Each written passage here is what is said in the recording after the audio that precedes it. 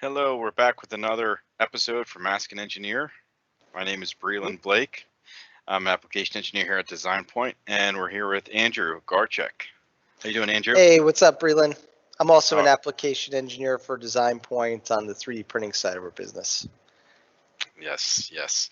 Andrew is our 3D printer expert. Could you tell us a little bit what's going on today, Andrew? Do you have a project for us to look at? Yeah, absolutely. So what I've been working on lately is a part that we're designing as what they kind of call like a limitation part.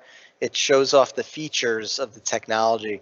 And the idea is that our sales team, in order to get some people, some CEOs and some high-level C-level people excited, they might send them this part beforehand so that they get and go, oh, wow, it can do this. I better call this person back and schedule a meeting right away. So it's a sample part that we're going to be sending out to potential, high-level customers.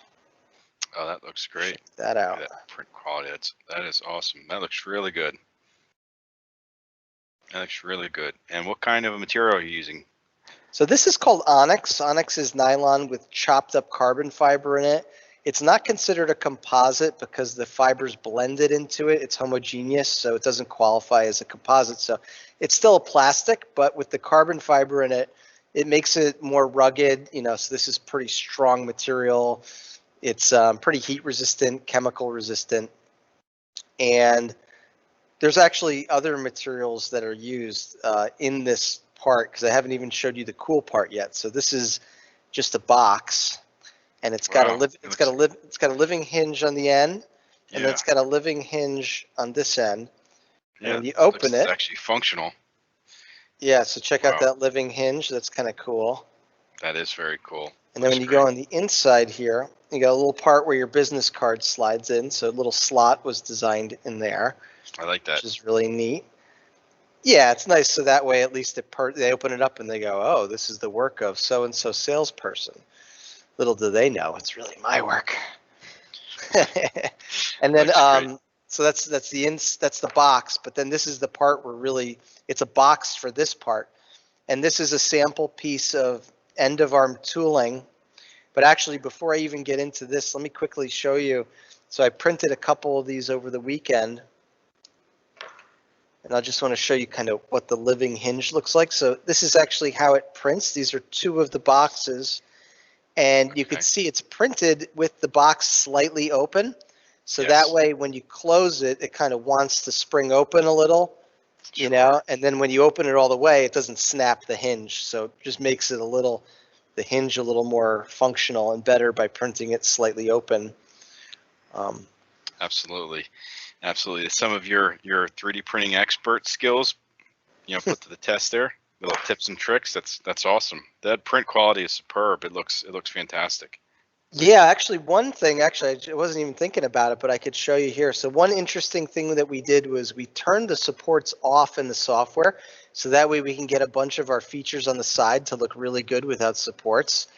But we have some supports. We actually built in some custom supports in our CAD model. So there's a support right here. It might be hard to see. Right here.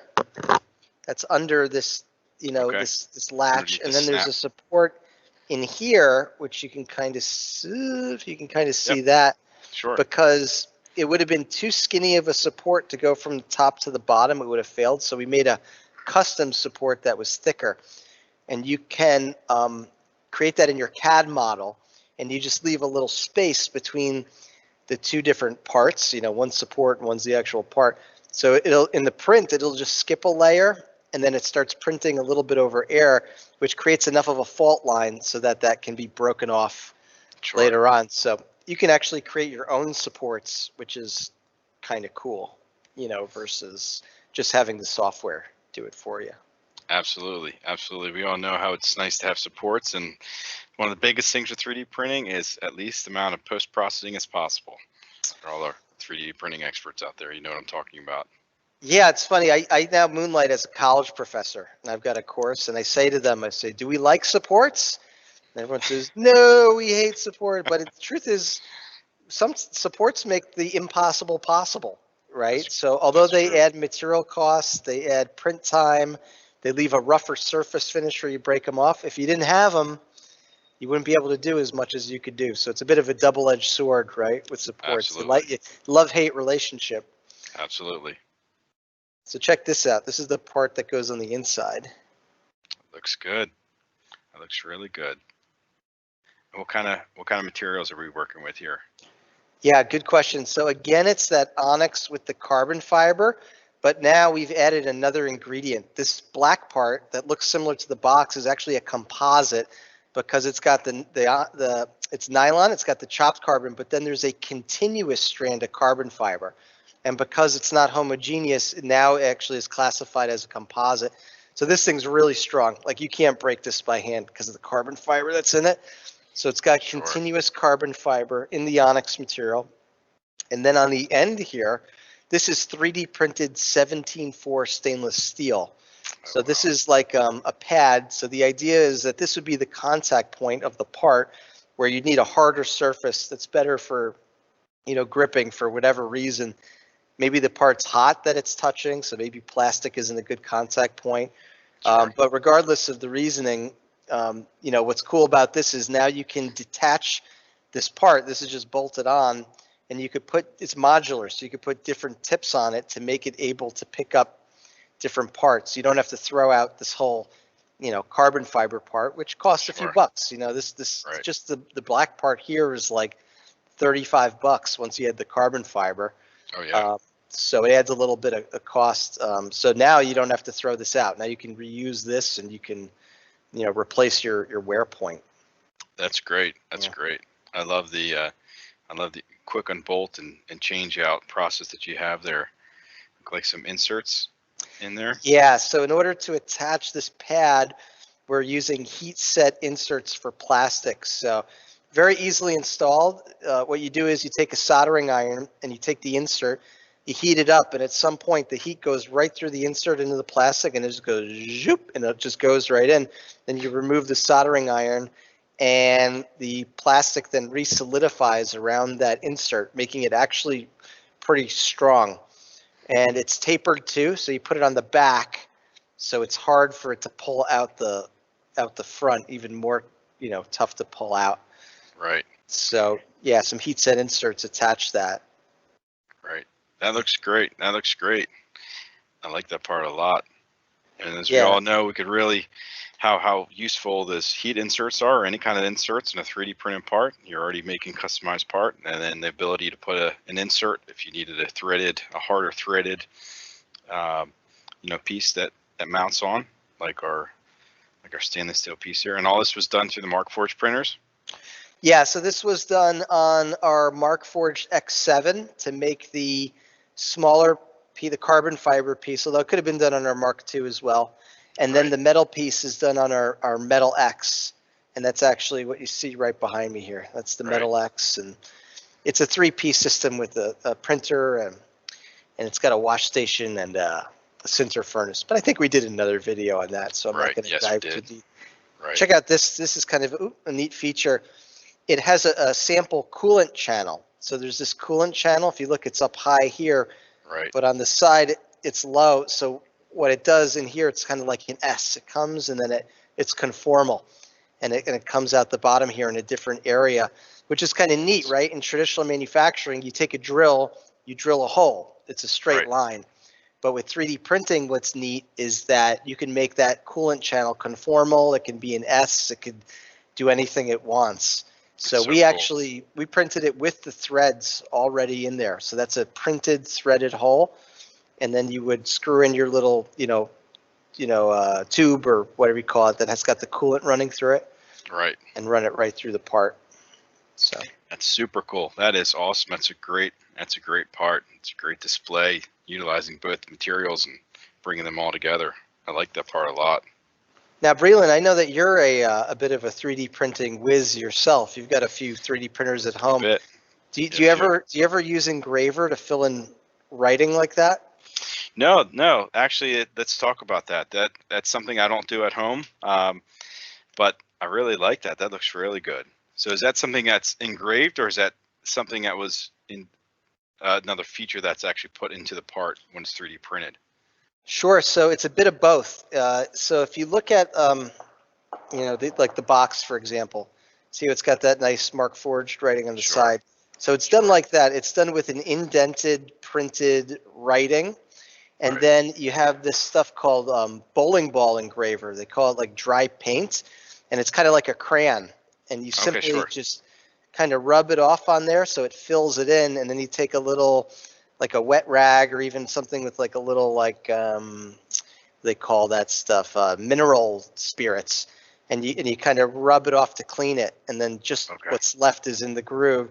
So what's kind of common for this is folks will put instructions, right? So you can see here like M6 times 5 millimeters, so you know like what type of bolt to use, and you see them put like a part number is common. On the back, You could see like a directional kind of arrow telling them which way to install it. So there's all kinds of stuff you can do, from instructions to part numbers to anything. So yeah, we used a little bit of that just to kind of show off. And this is, what I want to point out, like an important point, this is how manufacturers are using 3D printing, right? That's the difference between a hobbyist and someone who's doing this professionally, is that they know to make this what's called a hybrid part, to use inserts, to use engraver, to use different materials for different parts that make sense. And that's how manufacturers are really taking advantage today. And if you look at all the different industries that are using this, from like healthcare to education to rapid prototyping, all of those combined, all the other areas are equal to how much 3D printing is going into manufacturing today. If you look at all 3D printing, half of it is going into manufacturing and the other half to everything else. So this is a big deal. Like manufacturers making pieces of tooling like this to reduce their costs, to make things faster. And then the other thing, which people don't realize, you make better parts with 3D printing, right? It's not just about replacing a part. You can do stuff with this that you can't do, like make it into multiple pieces of the wear point, or making conformal channels that go through, stuff like that, Absolutely. So yeah, so this is very, very realistic to what's going on in the market today. Absolutely. That's very cool. That's very cool. Thank you for sharing it with us. And you're exactly right. That's something that it's brought to us, and used more so in the industry when you need to put part numbers or certain threads or kind of instructions in, a commercialized part, but not so much done on the, the hobbyist side of things. But that's a really great, that's a great part. And the quality and the box, everything looks fantastic, Andrew. That's a great job. Yeah, it's funny. Somebody made this for me and they gave this specific one to me. But yeah, I just printed these over the weekend. They look fantastic. I mean, they look, it's amazing when you just do it yourself. It's just something. They do. You look at it, it's almost unreal. You go, oh man, how did they do that? Then you make it and you're like, wow, it's super easy. So. Yeah, I mean, there's no layer lines. Those parts they're always remarkable when they come out. I'm always surprised every single time I see a Mark Forged part and the quality that goes into it. Thank you for sharing with us. I think you actually hit a good point. Maybe in the future we can go over some videos with maybe some other tips and tricks and some grid practices with 3D printing, for the future. Absolutely. And Brelan, just maybe a little sneak preview of our next video. What you and I are working on right now, and that thing is cool. That thing is really cool. So I'll just tell people a little sneak peek. So we're making a cutting tool for a mill that's got conformal cooling channels through it, and it's got carbide tips on it, and it'll be fun. We'll do another video like this, right? And we'll show them when we get done with it. So I'm really looking forward to that. That's going to be killer. Yeah, definitely. Yep, it'll be coming your way. A lot of cool features with that part. So thanks for joining us today, Andrew. As always, it was a pleasure. Absolutely. Anytime. All right. Thank you. Thanks, everyone, for joining. Thanks, everyone, for watching. Appreciate it. All right. Bye-bye.